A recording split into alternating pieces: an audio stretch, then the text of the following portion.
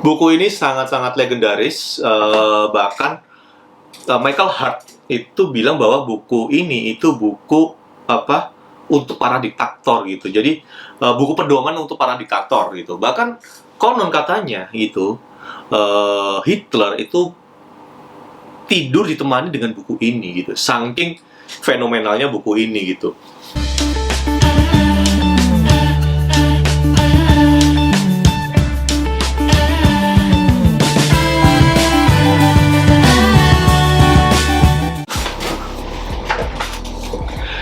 Hai netizen yang budiman, bagaimana kabarnya? Ya, pada kesempatan kali ini saya akan bahas salah satu buku yang cukup kontroversial, yaitu buku apa?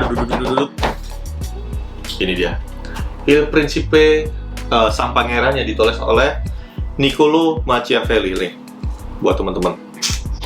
Buku ini sangat-sangat legendaris, bahkan Michael Hart itu bilang bahwa buku ini itu buku untuk para diktator gitu. Jadi buku pedoman untuk para diktator gitu. Bahkan konon katanya itu Hitler itu tidur ditemani dengan buku ini gitu. Saking fenomenalnya buku ini gitu.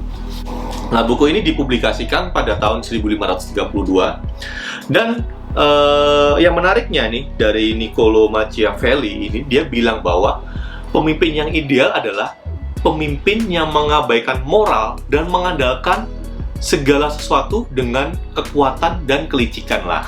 Gak kurang kontroversial gimana tuh, ya kan? Nah, nanti kita bahas lah ini. Kok bisa seperti itulah?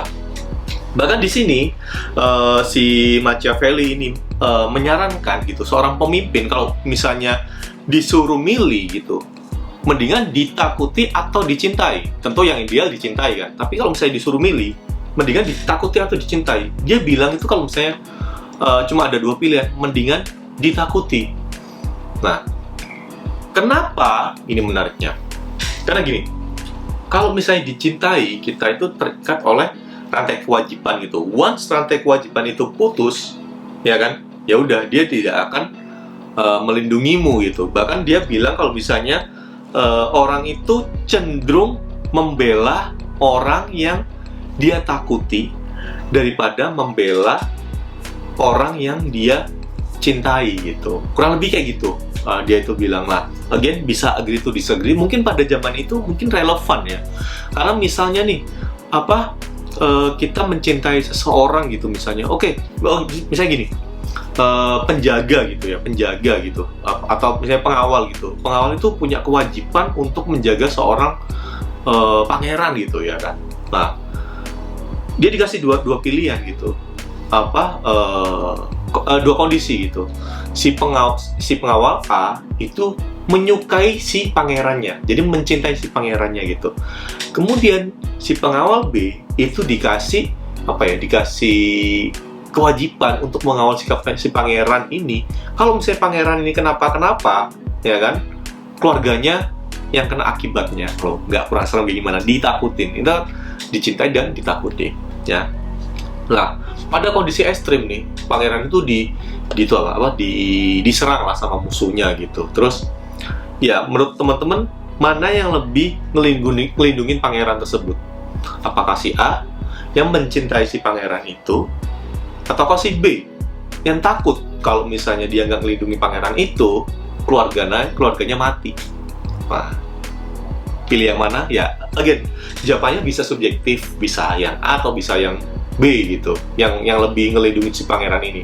Tapi kalau misalnya logika awam atau logika dasar, kemungkinan si B gitu. Karena kalau misalnya paling gampang kalau misalnya dia ngelindungin pangerannya dan dia mati, at least keluarganya dia selamat gitu.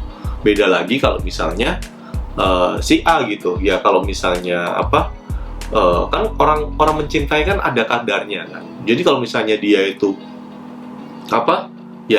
menyukai pangeran itu, tapi pada kondisi ekstrim dia harus menyelamatkan diri atau menyelamatkan pangeran, bisa jadi rasa cintanya itu berkurang.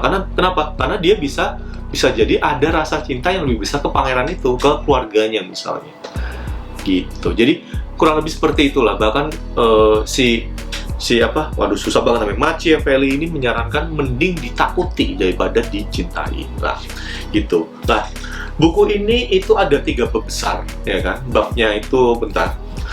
Bab 1 itu tentang jenis-jenis kerajaan, kemudian bagian 2 itu tentang bagaimana sih seorang penguasa itu harus mempunyai pasukan yang cukup untuk melindungi kerajaan. Jadi, again, di buku ini tuh menjelaskan tentang bagaimana sih kita menjalankan sebuah pemerintahan lah intinya. Jadi bab 1 sama bab 2 itu kurang lebih ya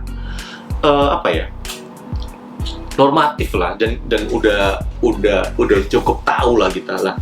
Yang menjadi menarik ini ya bagian 3 ini, gimana seorang pangeran tadi yang sempat saya jelaskan di awal gitu, seharus meninggalkan moralitas dan bisa menipu untuk tetap memegang kekuasaannya gitu, dan menanggalkan rasa penyayang, setia, manusiawi, religius, jujur, so on and so forth. Karena kenapa? Karena itu akan menjadi penghalangnya, ya kan?